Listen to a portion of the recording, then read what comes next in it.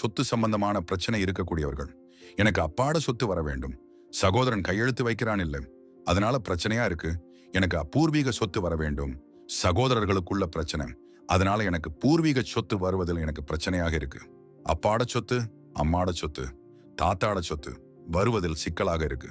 இந்த மாதிரி பூர்வீக சொத்து சம்பந்தமான பிரச்சனைகள் இருந்தால் திருச்செந்தூர் முருகனுக்கு செவ்வாய்க்கிழமை அரளி பூவினால் அர்ச்சனை செய்து வழிபாடு செய்து வந்தால், தொடர்ந்து திருச்செந்தூர் முருகன் படம், ஒவ்வொரு முருகன் படம் உள்ளது, முருகன் என்று பொதுவாக இருந்தாலும் திருச்செந்தூர் முருகன் படம் இருக்க வேண்டும். பழனி முருகன் படம் இருக்கு, இந்த மாதிரி தண்டாயுதபாணி முருகன் படம் இருக்கு, பழனியில் ராஜ அலங்கார முருகன் படம், இந்த மாதிரி சின்ன சின்ன வித்தியாசம் இருக்கு. இது முருக பக்தர்களுக்கு தெரியும். நீங்கள் எந்த முருகன் வாங்க வேண்டும் என்றால் திருச்செந்தூர் மூலஸ்தானத்தில் இருக்கக்கூடிய முருகன் படம், வள்ளி தேவசேனா சமேத ஸ்ரீ சுப்பிரமணிய சுவாமி திருச்செந்தூர் முருகன் படத்தை வாங்க வேண்டும். முருகன் உண்டான நாள் செவ்வாய்க்கிழமையில் அரளிப்பூ வாங்கி முருகனுக்கு சாத்த வேண்டும், அல்லது அரளிப்பூ மாலையை சாத்த வேண்டும்.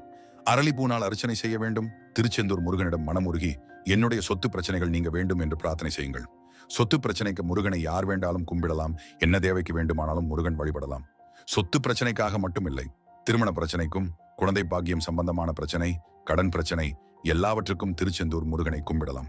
ஆனால் விசேஷமாக சொத்து, பூர்வீக சொத்து சம்பந்தமாக பிரச்சனைகள் இருந்தால் திருச்செந்தூர் முருகன் படம் வைத்து செவ்வாய்க்கிழமையில் அரளிப்பூ வைத்து தொடர்ந்து வழிபாடு செய்து வந்தால் சொத்து பிரச்சனைகள் கொஞ்சம் கொஞ்சமாக தீருவதை நீங்கள் கண்கூடாக காணலாம்.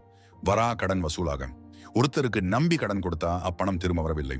இன்று தருகிறேன், நாளை தருகிறேன், பிறகு தருகிறேன் என்று கூறுகிறார்கள். ஆனால் கொடுத்த கடன் பணம் வரவில்லை என்றால் அதிகாலை பொழுதில் புதன்கிழமையில் சவரம் செய்து வாருங்கள். இது ஒரு தாந்திரிகம் பரிகாரம். புதன்கிழமையில் சவரம் செய்துவிட்டு ஸ்ரீ மகாவிஷ்ணுவை வழிபாடு செய்யுங்கள். பிரம்ம முகூர்த்தம் அதிகாலையில் எழும்பி சவரம் செய்வதிட்டு குளித்துட்டு மகாவிஷ்ணுவை வழிபாடு செய்யுங்கள். நிறைய பேருக்கு இதை செய்து வராகடன் வசூலாகி இருக்கின்றார்கள். காதல் கைகூட. காதல் பிரச்சனை நிறைய பேருக்கு இருக்கிறது.